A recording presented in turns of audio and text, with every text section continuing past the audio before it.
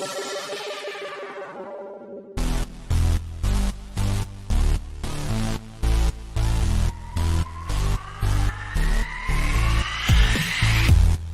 and welcome to the FSF PopCast Live Edition.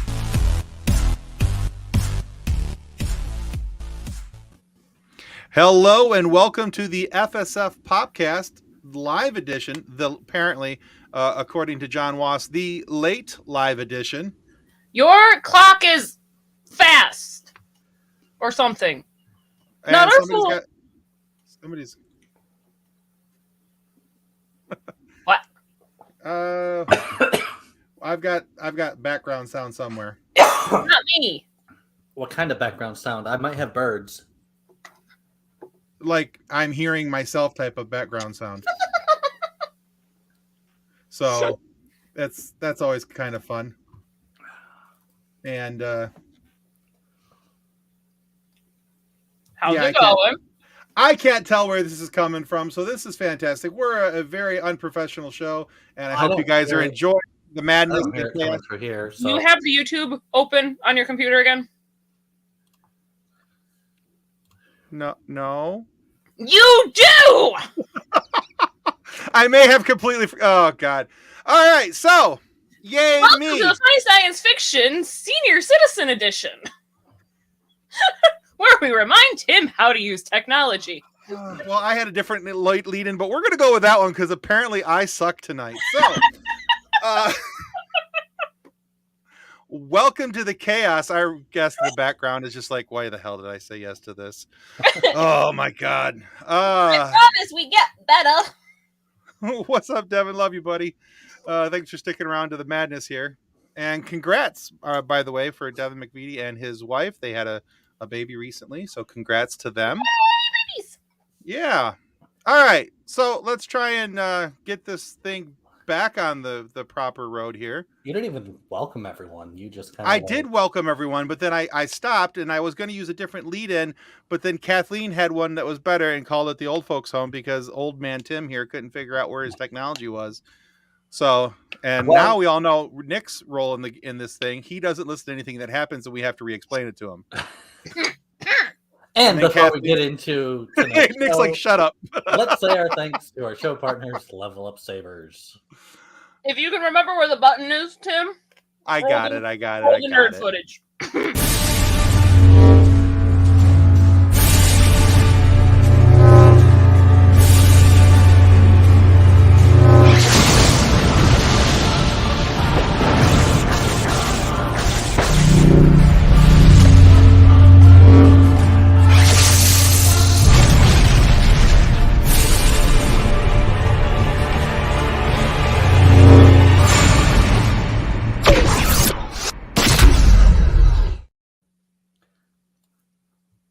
Links for Level Up Sabers can be found in our show notes and comments section below. Buy a saber. Live out your Jedi or Sith dreams. Who am I? They're better than a stick. So, hey guys, if you've lasted this long and you've gotten through all of the time to take your ibuprofen and Metamucil. My back hurts. Shut up. Let's see. Changing Tim's names to Jerry, short for geriatric. It's going to be a fun night. I can just see this one going very, very awry. So yeah, if you were looking for a lightsaber, use that link. It's down in the show notes below. And not only do you get a quality lightsaber, wonderfully made, but you also get it's a way that you can support our show. We're an affiliate sponsor for Level Up Sabers, and that you're buying a saber helps take care of us as well. Also want to remind you that as you see on the bottom of the show, streaming across the bottom there in the banner, you'll see the words support the show at Patreon. Yes, we have a Patreon account. We have some awesome behind the scenes stuff, some bloopers. As you can tell from the start of tonight's live show, I make most of them. I make a lot of them. Anyway, they're mostly me going, "Dude, I don't know what I'm doing." That'll get used later. Anyway, but just today alone, we added over 11 minutes of bonus footage from our Vanessa Marshall interview. And it's some really good stuff on there. Some really cool comments and some discussion with Vanessa Marshall, the voice of Hera Syndulla from Star Wars Rebels. And so check that out. And if you haven't already as well, you can also go check out our Discord.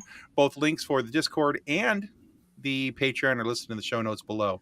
And of course, want to remind you guys to click like and subscribe if you are here on YouTube. That helps our show to continue to grow and get awesome guests like we've had the last couple weeks with Kyle Newman, the director of Fanboys, with Vanessa Marshall, the voice of Hera Syndulla. The guest we have in the back room. He's a really cool guy. Can't wait to talk with him, and I hope you guys are excited as well. Oh, wait, there's more. But yes, exactly. There's more. Hey, it's Wise, Wilfredo Ortero. Awesome dude. And if you haven't checking out Stuck in My Mind, please go check out his podcast. That's a really cool show, and he talks about a million different topics out there, and just really cool stuff. So yeah, Stuck in My Mind. Go check that out. Speaking of a few things that are Hera Syndulla related, we got some pictures sent to us by Vanessa Marshall. I'm going to put those up on the screen. You can see those three there. They're signed. We have them up on eBay links, and those eBay links are down in the show notes down below. The great thing about this is 100% of the proceeds of every sale of those pictures goes to benefit Wish Upon a Teen. Wish Upon a Teen is a wonderful charity. If you haven't heard us talk about them yet, they support sick kids and their families when kids are in extended hospital stays. They were very helpful to my family during my daughter's 97-day hospital stay. They came in, they redecorated a room, tried their best to make it as much like home as they could. And of course, the last couple of years with COVID and quarantine and everything, funding has been very difficult. So we want to try and help them out as much as they can. They're a wonderful charity, and 100% of the proceeds of your purchase will go to support Wish Upon a Teen. So yeah, if you want to donate to them directly, that link is also down below in the show notes, but that is www.wishuponateen.org. And you can go and just directly donate to them if you don't feel the need to have a cool picture along with your donation. And then also in this, I just realized this, I guess this was announced earlier this afternoon, but I only came across this a few minutes actually right before the show started.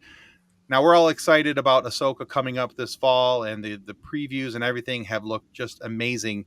But we would be mistaken if we did not acknowledge the fact that Ray Stevenson passed away today. And at only 58 years old, Ray was set to play I believe one of the Dark Jedi in the upcoming Ahsoka series. And yeah, so we haven't even had a chance to see him operate in this role yet, but you're familiar with him from Punisher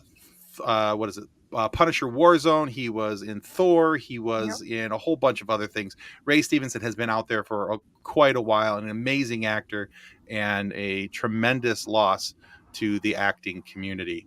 And now the Star Wars family as well, and the Marvel families and everything else. So yeah, just a tremendous loss. So we're, let's see. Jason Taylor says, "What's up, homies? We are homieing on the podcast. We are doing the stuff and the things and stuff."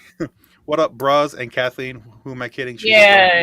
What up? I always have been. I get it. I get it. So anyway, that's all the pre-show stuff we've got to get through. But we just want to take a moment to acknowledge the loss of Ray Stevenson. So, all right. Let's welcome our guest to the show, filmmaker Kai Patterson. Welcome to the show, Kai. Hello. Hello. I'm excited to be here. Yeah, awesome. Thank you for staying, even though the show kind of fell off its monorail for a minute there. All good. Oh, all good. I love it. I like the homey feeling to it, Oh, that's better. Adorable. I don't have to feel too professional, That's always nerve-wracking. So homey feeling as in it made you feel at home, so I'm guessing you grew up in an insane asylum? Yeah. How did you know? Yes, our kind of people. All right, we're off to a good start. It's okay. Hey, I tried it at home. I love that. I mean, sometimes it looks like Nick's in a testing facility in Iowa, so it's okay. Well, yeah. Well, they actually got more decorations and everything back up on there, so now it's a little more normal. There's a teeny tiny kitchen behind him, even. It's adorable. Boop. Teeny tiny kitchen. Yeah, that's what I have to cook on, so. It's a small apartment. All right, so Kai, if you would please, before we get into talking about any of your work or anything that you've got going on, could you tell everybody where they can find you and where they can learn more about you out on the interwebs? Sure, yeah. You can find me on like pretty much any social media at Kai Patterson Films, except for Twitter. Films wouldn't fit, so I had to do Kai Patterson Cut. So, and then you can also go to kaipattersonfilms.com and you can see all my work and also links to any other social media I have. All right, very cool. All right, so for everybody who's unfamiliar with you, the reason why we wanted you on the show is a couple months back I stumbled across what is your version of the Obi-Wan Kenobi series, but in a movie format. So we got about 6 hours of cinema down to about 2.5. Yes, correct. It was And still about 2 hours, even with the. yeah, I think it was about 2.5, somewhere in there. Yeah. No, I meant so- the series still was like 2 hours, but Yeah. So yeah, so I downloaded it. You provide a link on your website for people to be able to download it. You're not charging for this edit, obviously, because it's Disney's Right. licensing. Yeah, and and everything.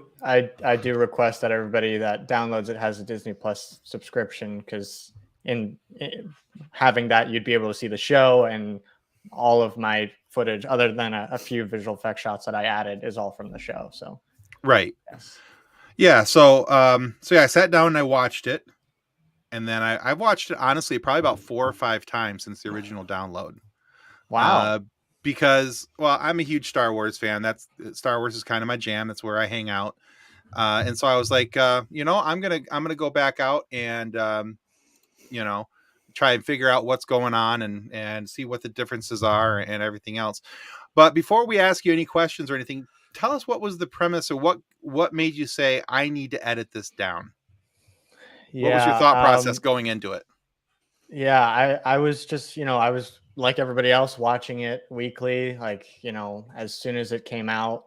I was very excited just for the prospect of this project, because Obi-Wan's one of my favorite characters and I love Ewan McGregor. So I was just very, very excited. And so me and my now fiance, we will watch it, as it comes out. And at the end of every episode, I'm just kind of being like, I like it. The bones are here, but there's something like weird that's and the structure was there, and the story was there, but there was so much added, or like so much like actual time between shots that was just so long, that I was like, it feels like it's hindering the story for me. And there were also just a few things that, like, from a story standpoint, I just kind of felt in my headcanon of Star Wars wouldn't happen that way. And I know that as a single filmmaker here, instead of having like a studio above me and everything, like, I have the luxury of being able to make those decisions without, like, Disney or Lucasfilm or other, higher up saying, oh no, we can't do that because of this, and this. But yeah, as I started watching, I was like, I just want to see what this series would look like if I took out all the parts that I thought weren't necessary. I wasn't looking to make a movie necessarily. I just wanted to see what everything would look like if I cut out some of the fluff and then just watched it through. And it ended up being about 2.5 hours. And I was like, okay, I guess I made a movie, which also makes sense because later, before I started, I didn't know this, but after the show came out, it was said that it was supposed to be a movie originally, and that they took the script and elongated it into a show. And so I was like, well, now this makes sense, because I feel like I took out stuff that was fluff and maybe was added to fill that time, to just have the full structure of the movie. So that was kind of, I wasn't trying to make a movie, but I ended up making a movie. Okay. Yeah.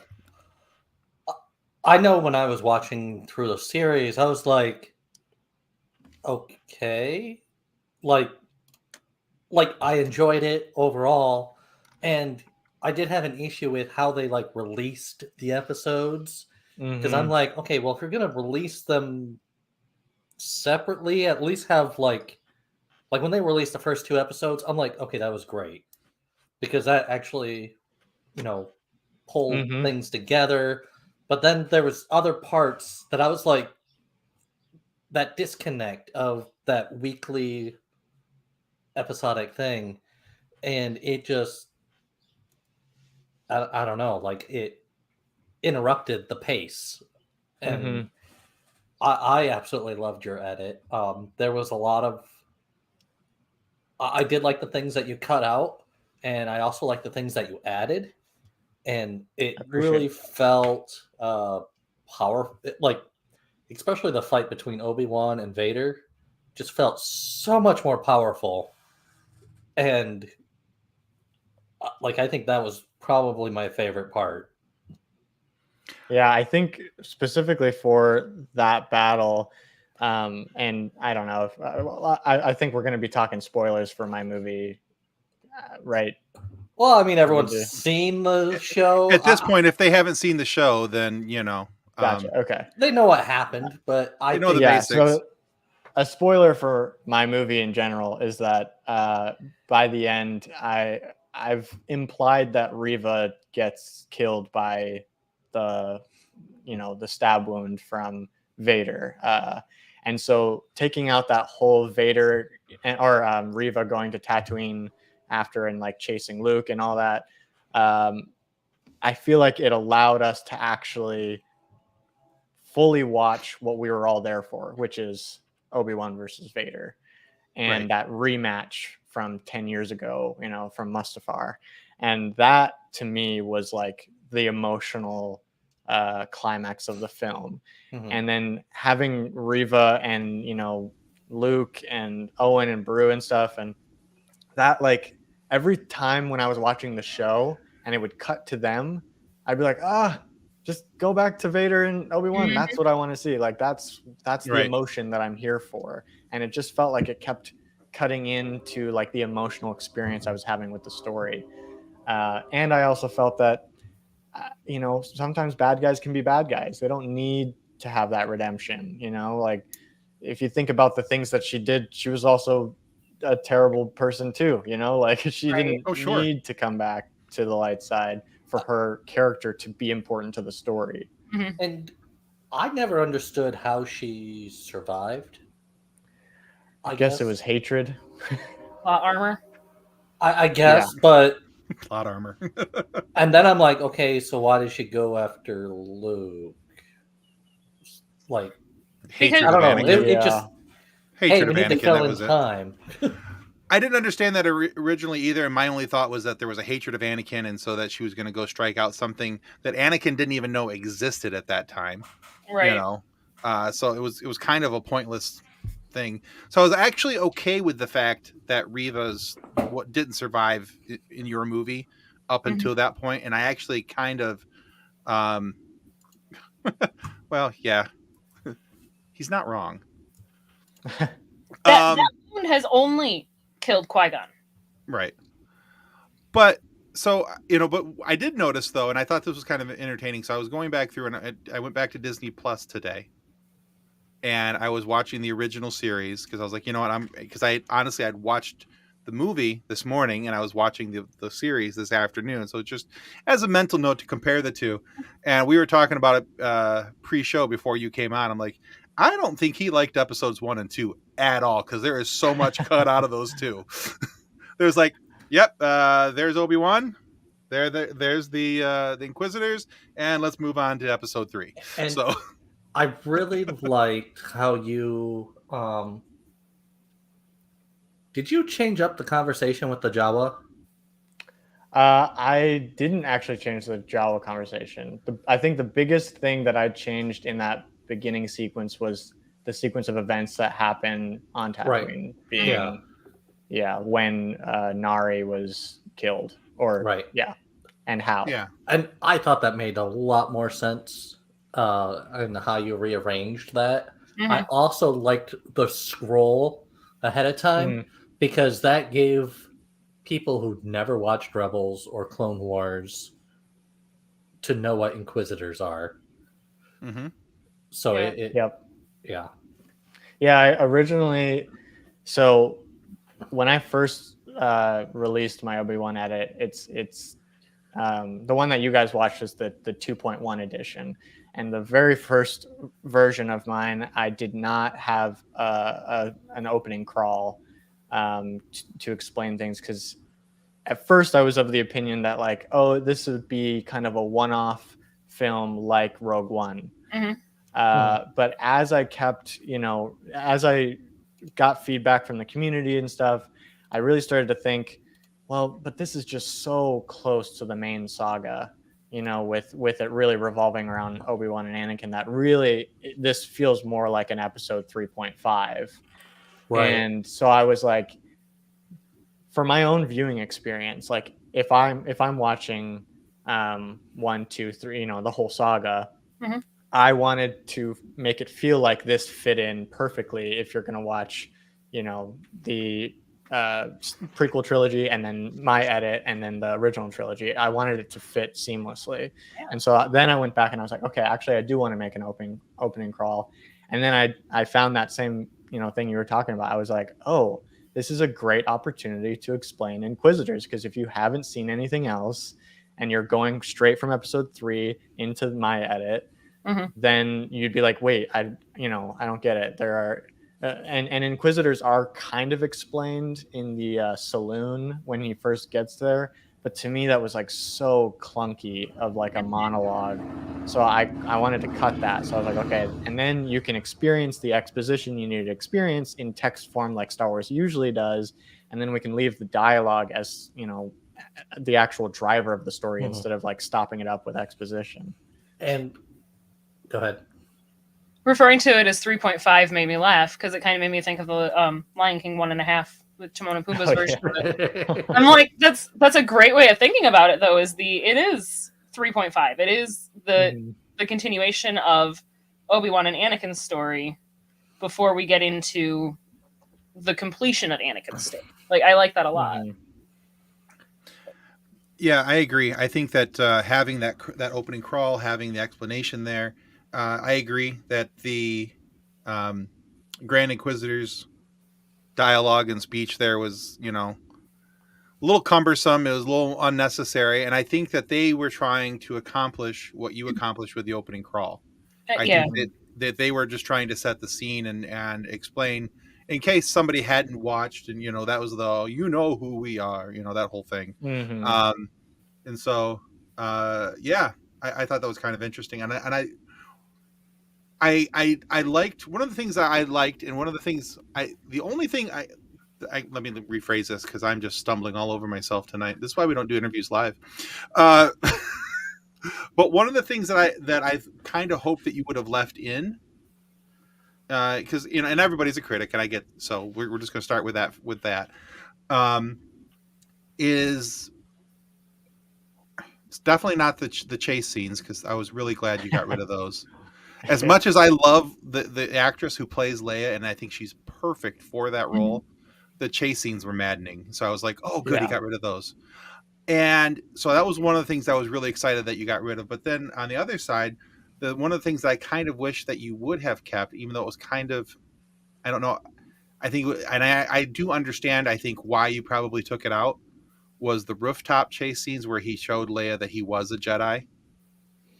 Right. Well, because I pretty much completely cut out her being skeptical of him, other than like the first couple lines. I just personally thought that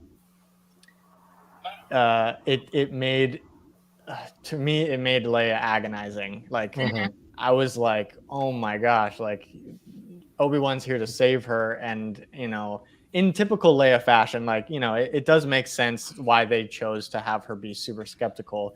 But to me, as a child, if you're, lost, or, you've been kidnapped by scary people, and then somebody, who's giving you a helping hand, and then you're just like constantly combating them, it just like, it was a grueling watch for me. And so I was like, I kind of just want it to be that, like, at some point she gets scared and separated, and he's trying to come back and find her.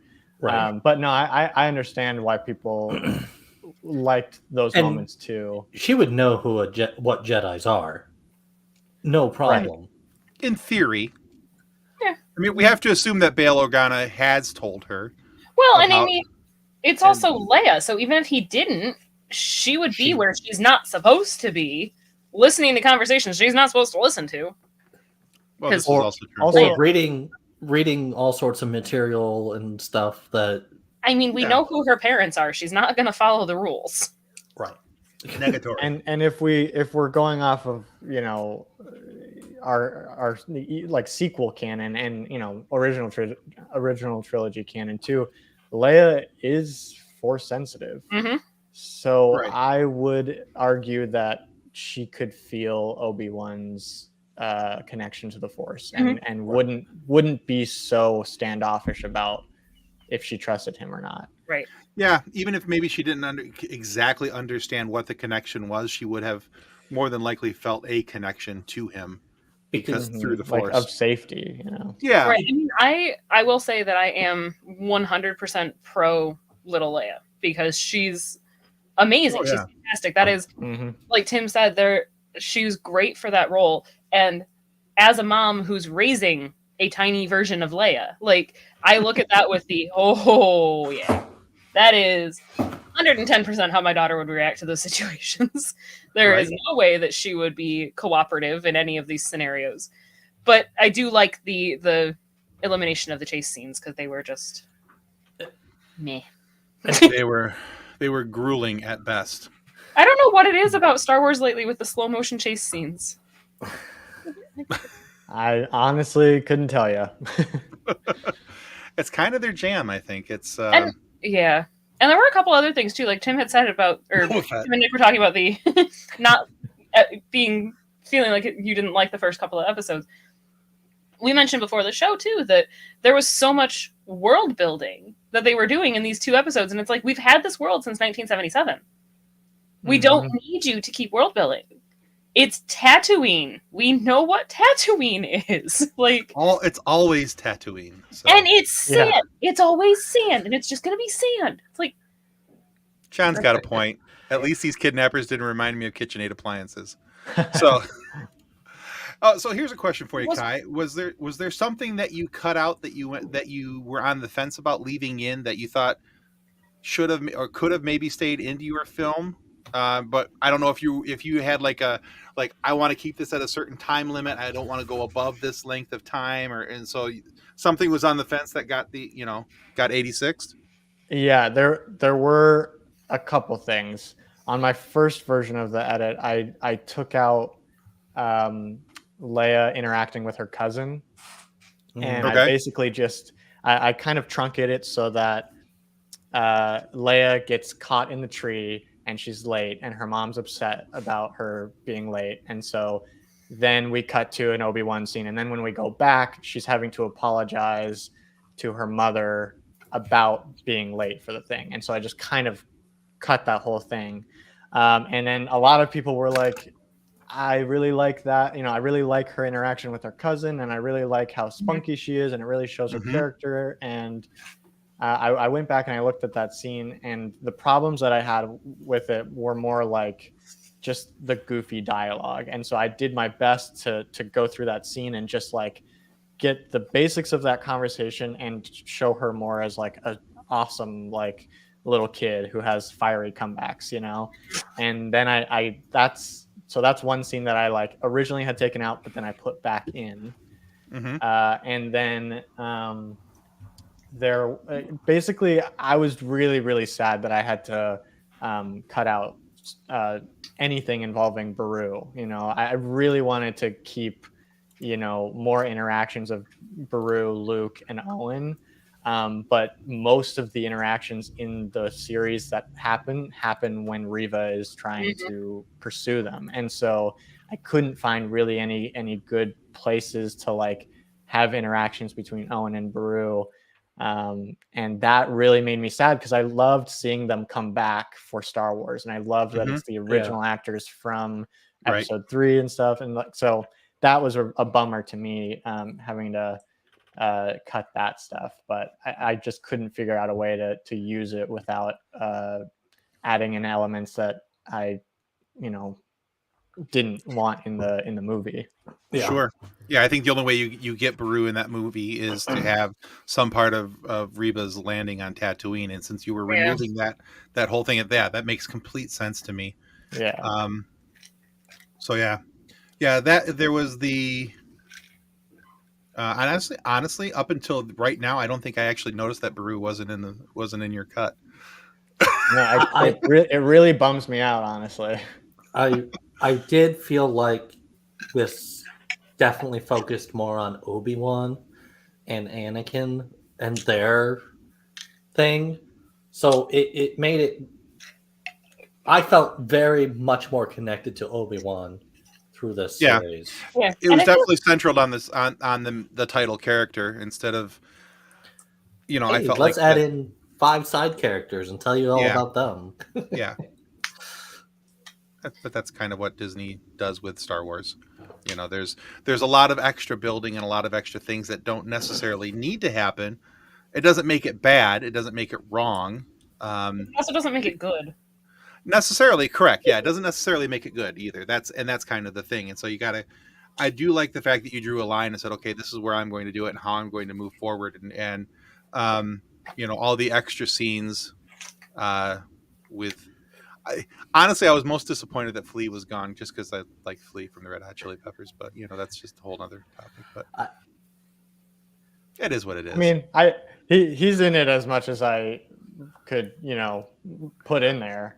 I agree. Yeah, yeah.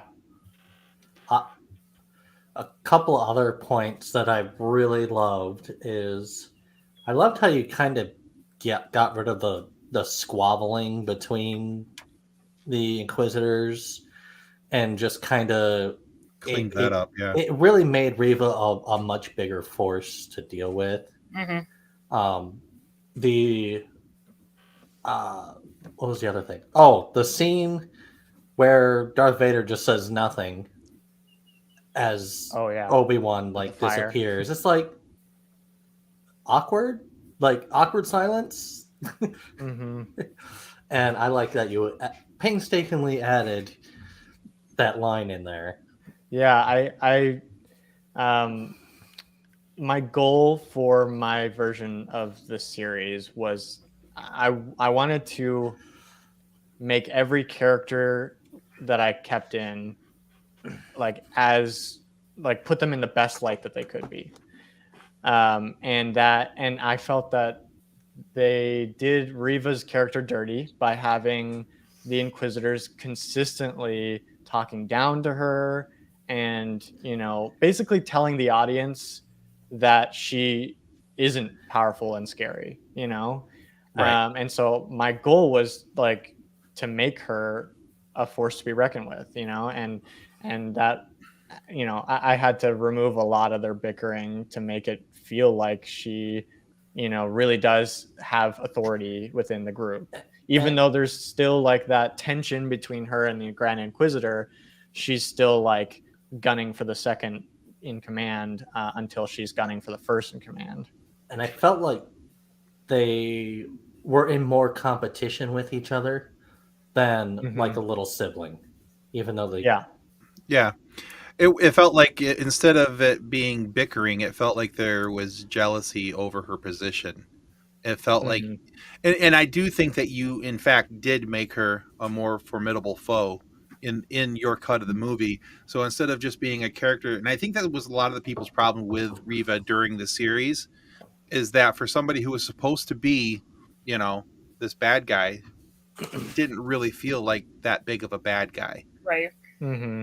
And I think that your cut helps you to see her in a little bit of a different light, where now you're looking at her as somebody who has this amazingly, critical and crucial backstory and has grown up. And as you watch things unfold, you're like, oh, that's why the way she is the way she is. And it's not just the fact that she's squabbling with, these other, Inquisitors, and there's all this backbiting and fighting and all these other things kind of going on. I really did like that as well. I thought you did a really good job of explaining that and setting her up. Because I Thank you. out of the original way the series was done, she was one that I was like, I really enjoyed her, and I wanted to see more of her, but I wanted to see her in a different light, and your movie gave her to me in that light. The only thing I didn't like is that she died, but in your version, but that's okay. Well, I said It's that I implied. implied that I left it open ended because I was thinking they didn't kill her, so in canon she might still be roaming around, and I still wanted my version to fit within canon. So if she Sure. does show up later, it's not like specifically she's dead, but Right. it's obviously heavily implied. Well, as I always say with Star Wars, unless you show me a body, they're not dead. So Yeah. show me a burning body, or You know, but even then with Star Wars, we have literally seen, and then they come back. Darth Maul was cut in Somehow. half and fell down a hole. I mean, somehow true. Palpatine returned. Yeah, right. So the worst line in cinematic history, in my So, opinion. out of Truly. curiosity, how long did this project take you? So I sat down, I think probably it was a Friday night, and I just went into my office here, and I was like, okay, I want to see what I can do with the show. And my fiance was like, she was like, are you going to come to bed? And I was like, no. See you Monday. It's like, I'm so far into this. And it took me about a weekend to get the whole first draft of the cut done. Okay. And then I showed my fiance, and it still didn't have any of the visual effects that I added. There were placeholder things. So, Mhm. but I showed my fiance. She's a huge Star Wars fan too. So we kind of talked about, what she thought of it as a viewer and what she missed from the show and stuff. And so I think there might have been some things that I added back in, but mostly they were more establishing shots, things that I was like, let's cut to the chase. And she was like, I think that establishing shot actually helped build that world for a second. I was like, you're right. So I'd add that back in. And then doing all the extra visual effects and stuff, that took me another week, probably a week or two, for the first version of my film. And then later on, when I decided to take another look at it and revisit it, that one took me a few months, but that was because I was also heavily working on other things, and it wasn't just solely working on Kenobi. So I'd say a good couple months for all of it to end up where it is now. Mhm. All right. Yeah, Now so- this isn't. I'm sorry. Go ahead, Kathleen. No, you're fine. Yours is probably still Kenobi related, and mine is not. No, I was going to ask him about other cuts that he's done. So I was actually going to ask him about the other stuff too, because I was looking through his website, and he's got some pretty cool things. yeah, actually, let me go ahead and bring that up on the screen, because now this isn't the only thing you've done, even Star Wars related. You've also worked on a Boba Fett cut as well. I was kind of falling down the silent movie hole, looking at stuff, and I'm like, oh man, those look cool. Thank you. Yeah. So this is off of his website. Yep. I'm gonna go ahead and take down that comment so people can see your face. So the Boba Fett edit I did with another YouTuber who ended up also doing a Kenobi cut around the same time that I did. Oh, okay. And instead of being enemies, we decided to work on a project together. Nice. And so frenemies.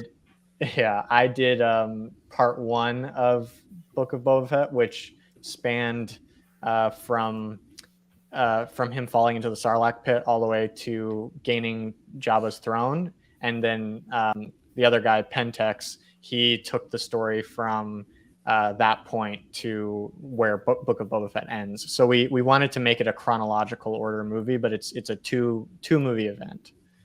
That's cool. Cool. Yeah. Oh yeah, and then we've got a couple other things listed here or shown here from your website. You got a couple other projects you want to talk about? Yes, I've got the Caligo Cuckoo, which I'm filming in a couple weeks. So that's super exciting. It's kind of a Twilight Zone inspired short film about the dangers of taking your life for granted and wishing you're in somebody else's shoes. And then you'll see here, I've got Over the Moon and Out of This World, which was a short I just recently finished. I guess it was almost a year ago, so maybe it wasn't that recent, but That one is I have kind of a series of silent films that I do with my mother. She's a drama teacher, or she was a drama teacher at a high school. She's no longer doing that job, but for 10 years she was a drama teacher at the high school I went to, and we would collaborate with her like theater classes to showcase to her students what it feels like to be in a film and to be directed and have that whole experience. And so this Over the Moon and Out of This World was the last film that we did before she moved on to another job, and it actually turned out to be kind of like our mic drop moment, and we did I did a ton of visual effects. We also were able to film inside like an actual World War II plane for the inside shots. But yeah, that one I'm super proud of, and it's been going through the film festival circuit and winning some awards and stuff, and very excited about that one. And then there's a ton of other short films on my website. You can just do kaipattersonfilms.com/films, and you'll see all of them. And that one Red Mission that you see, it's like my like Interstellar, or Oh, cool. Okay. 2001: A Space Odyssey inspiration, and so it's about a crew going to Mars, and some weird stuff happens to them.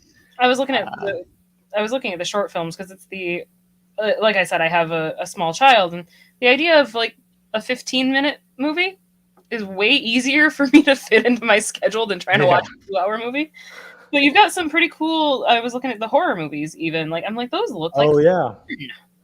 I have, when I was in college, I loved I was one of the directors of the film club there, and I wanted to put on an event like near Halloween.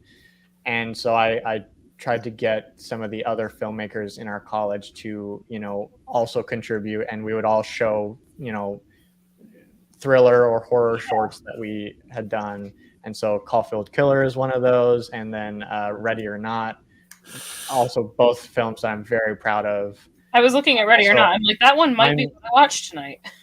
Yeah, no, I would suggest it. I believe in these projects a lot, and I'm a filmmaker at heart, so all these projects really are dear to me, and I've been so blessed to work with so many great people to get these projects done. Yeah, this is a very cool website. A lot of cool stuff on there for people to be able to watch. Now, looking into the future, have you thought about the possibility of any other Star Wars edits, like tackling the Mandalorian, tackling Ahsoka if that comes out, and Yeah, I have thought about it. I was not loving the third season of The Mandalorian. Okay. So I had an idea to kind of take each season of The Mandalorian and make it its own movie and give us a Mandalorian trilogy, basically. And that's something I've been wanting to do. I'm not sure. I'm not going to say any dates or anything because I know people get hung up on that, but that is something I would love to do. And at some point, I have tried. I've put all the footage into a project and tried doing the sequel trilogy to like either turn it into 2 films or something, but there's something else I'd have to do. I'd have to kind of rally a team together maybe and do some reshoots and do some deep fakes of people's faces and stuff to really fix what I want to fix about it. But understood. Not just have Palpatine come back somehow. Yeah, I was actually thinking of replacing him with Darth Plagueis instead. Okay. Yeah. You had us at hello. Whatever, as much as I love Ian McDiarmid, whatever gets rid of Palpatine coming back at this point. So yeah. But yeah, that's cool because unless they somehow with Mandalorian will like go back and make it so that makes sense. Which is kind of what the Clone Wars does for the prequel trilogy, and I appreciate that. And I I'm not one of those people that's like, don't ever show me anything sequel trilogy. Like, you know, I'm fine with them starting to connect the sequel trilogy using the Mandalorian. I think it does make the sequel trilogy to me, you know, more impactful when More palatable. they take the time to actually, you know, figure out how these things happened. But at this point, what we have so far in Star Wars canon, all those choices to me are like, why would you do this to such a giant franchise? Right. And Yeah, I think there's a lot there to be retconned for sure. I feel like they're using that to their advantage way more than they should too, with how large of gaps we have in the general timeline, that they can be like, oh well, we're gonna go back and put a movie here because we have a 5-year gap between episodes 2 and 3 or whatever. We're gonna throw something else in there to make it make sense. Like, I love that about sci-fi. I love that you can take those plot points and those loopholes and you can rewrite, but I feel like they might be going a little too far with it sometimes. Yeah, they're using it as their own, like they're using it as their own plot armor, as in like, as if stormtroopers didn't have enough plot armor. The Star Wars writers are giving themselves plot armor. Truly. And that's true. There is a designated endpoint for this section of the story now, but it looks like Star Wars is also going to reopen that ending point with Rey now moving forward, the Rey movie, which I have no problem with Rey. I'm kind of curious to see what they're going to do with the new school and all this kind of stuff, and her being, you know, what is she going to do with training?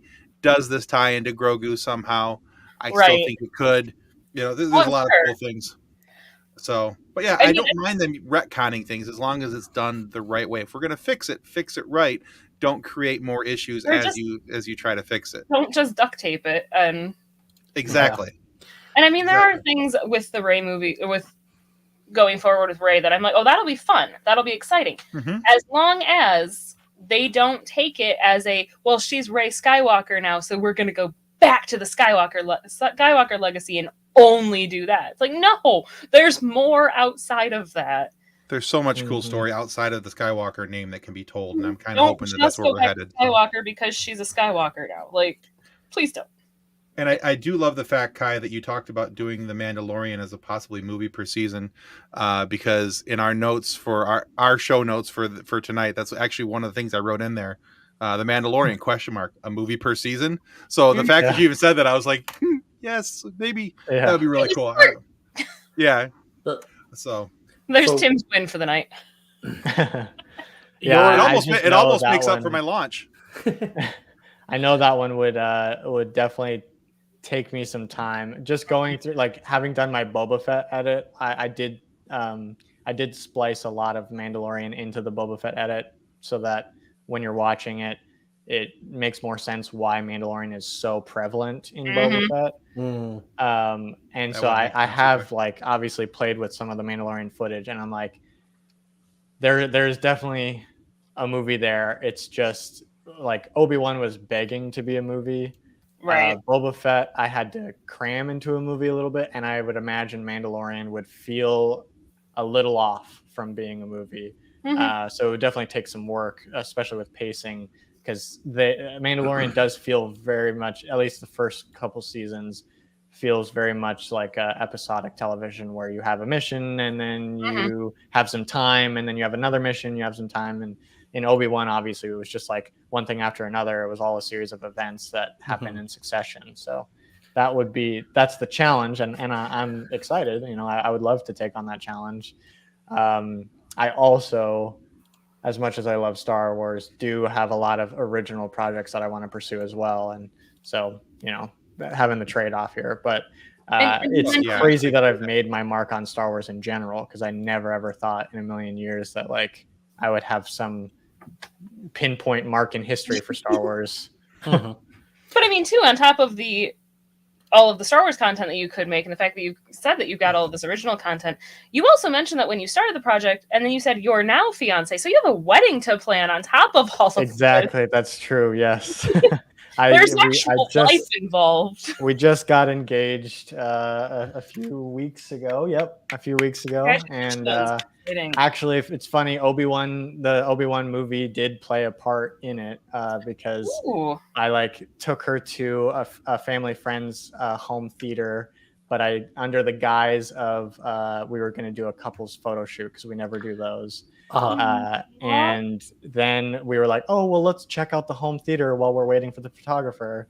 And we go down to the home theater, and I was like, oh my gosh, it would be so amazing. I've never seen my Obi-Wan movie on the big screen. Can I play my Obi-Wan movie? And they were gracious enough to say yes. But my Obi-Wan movie starts to play, then it glitches out, and then it's a video compilation of the last 4 years of our relationship. So, and then I popped the question, and she said yes. So, but I just think it's funny that Obi-Wan has played a role in so many parts of my life now because it has it's changed my life. Literally that day, after we've called all of our friends and family saying that we're engaged, we were walking over to dinner, and I got recognized for the first time out on the streets, and someone was like, "Are you Kai Patterson? You did the Obi-Wan edit." And I was like, "Oh my gosh, this day is insane." That is so cool. So also, I have a question too with the having your little pinpoint mark on in the Star Wars franchise. If Disney called you and said, "Hey, we want your help with something," would you do it? 100% I would. Yes.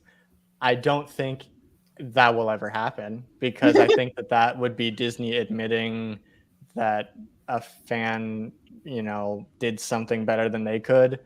I don't think that I don't think that I don't think that personally. I don't think that I did something better than right. And I also, again, I recognize the privilege I had of not having anybody over my shoulder saying I couldn't do the things I was doing. Sure. But I just think that, and I do know people that worked on Obi-Wan. They've contacted me and they've said, a lot of people like what you did. A lot of the higher ups are like, don't talk to this guy, basically. So I feel like I'm a little blacklisted. Even in that, how cool is it that you've been blacklisted by Disney? That's fair. But hey, on the other hand, it could still happen. I mean, they hired the guy that did all the de-aging. Yeah, that's true. Right, and I mean they've hired 501st. They've hired cosplayers to do. Yeah.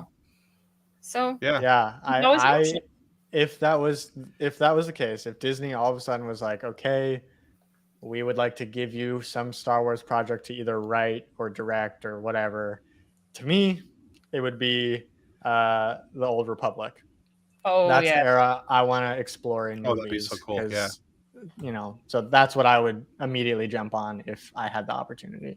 And I totally agree with John here with the invite. Take the chance, man. Do it. Take the chance. I do actually have a personal connection to Ewan McGregor, so that's not the craziest thing. Oh my gosh, that would be so cool. See, there you go. Yeah. All right. Well, very cool. So, hey, we got to start wrapping this up here. Remind everybody, Kai, again, where they can find out more about you out on the internet and where they can find your films. Yeah, you can go to kaipattersonfilms.com. You'll see pretty much everything you need there. My films, my fan edits. You can also find all of my social media. Most of my social media is Kai Patterson Films, except for Twitter, Kai Patterson Cut. All right, very cool. So last Friday, we aired our interview with the voice of Hera Syndulla from Star Wars Rebels, Vanessa Marshall. We talked with her about Rebels, about being a Star Wars fan, and we also talked about her work as Wonder Woman, Harley Quinn series, and Gamora in the Guardians of the Galaxy, along with a few other topics. And you can still find that on our YouTube channel and wherever you find your favorite audio podcast. The places and the things and you guys know. The apples, the googs, the spots, right.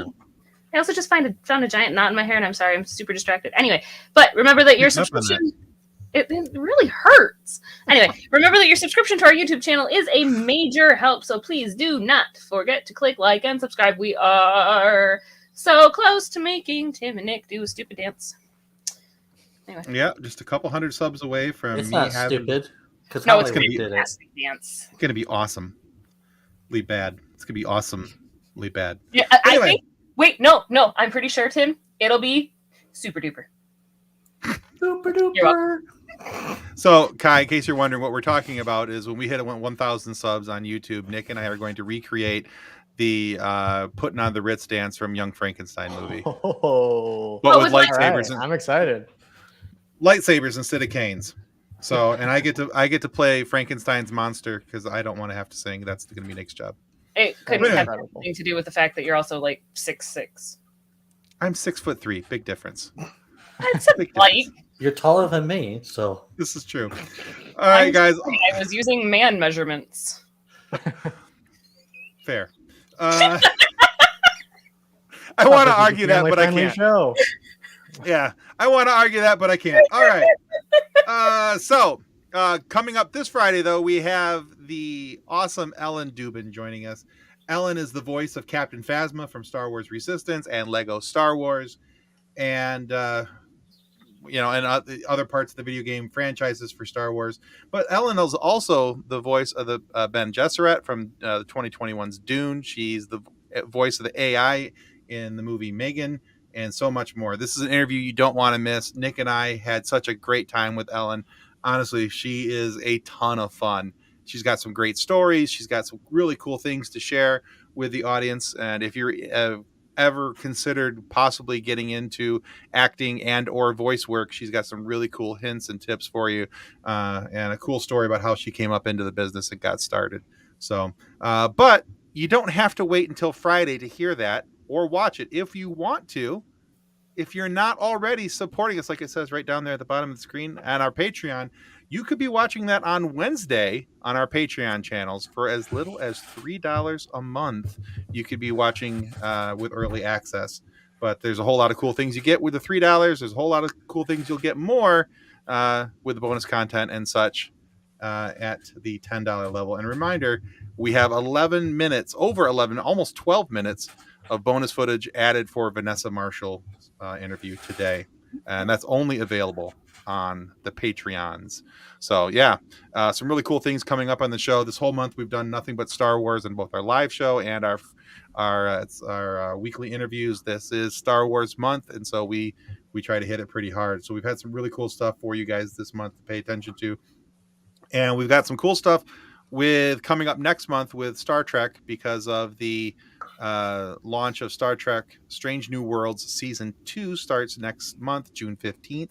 So we got some cool stuff coming up, and we'll talk more about that later when we have more things to tell you about that, because right now it's a secret.